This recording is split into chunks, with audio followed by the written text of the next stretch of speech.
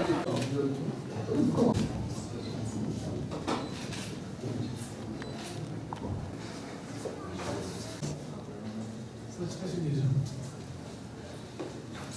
Türkiye İş Kurumu İl Müdürü Adalet Finans'tan.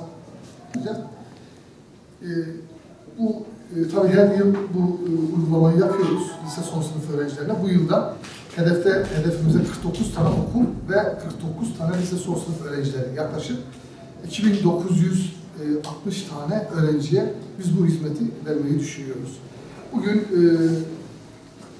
Said Nursi İmam Hatip Lisesi'nde başladık bu sunumumuzu yapmaya, bu seminerleri vermeye.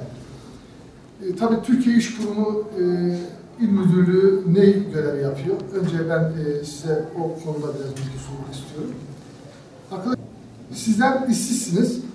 Biz Türkiye İş Kurumu'yuz. Siz okulu bitirdikten sonra iş aramaya koyulacaksınız. Geleceksiniz, diyeceksiniz ki biz Türkiye İş Kurumu'na işsiz kaydımızı yapmak istiyoruz.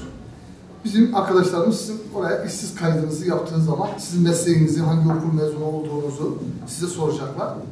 Tabii bunun yanında yine iş ve meslek danışmanlarımızla siz görüşmelerinizi yaparken, kayıt yaparken bizim iş ve meslek danışmanlarımız il ve ilçelerde işverenlerimizle görüşüyor. İşveren sizi işten çıkardığı zaman Türkiye İş Kurumu'na geliyorsunuz. Tabii ki bunun belirli şartları var. Örneğin son 3 yıl içerisinde sigorta primin 600 gün yatmışsa, eğer şartlarınız uygunsa, tutuyorsa biz size 6 ay ile 10 ay arasında işsizlik sigortası ücreti ödüyoruz. Siz iş bulana kadar veya biz size iş bulana kadar.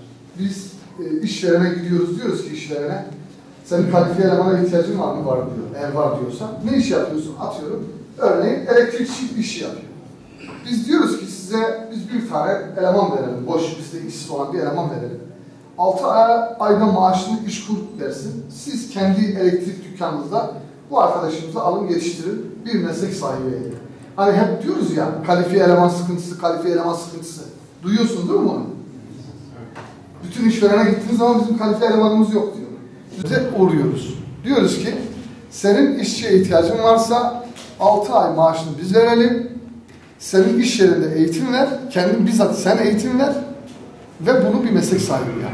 Veya akrabalarınız okullarda, camilerde, işte sosyal yardımlaşmalarda, özel idarelerde, ormanlarda ve üniversitelerde toplum yararına program kapsamında 9 ay süreyle asgari ücretle sigortalı olarak Türkiye İş Kurumu tarafından maaşı ücreti ödenerek çalıştırılmaktadır.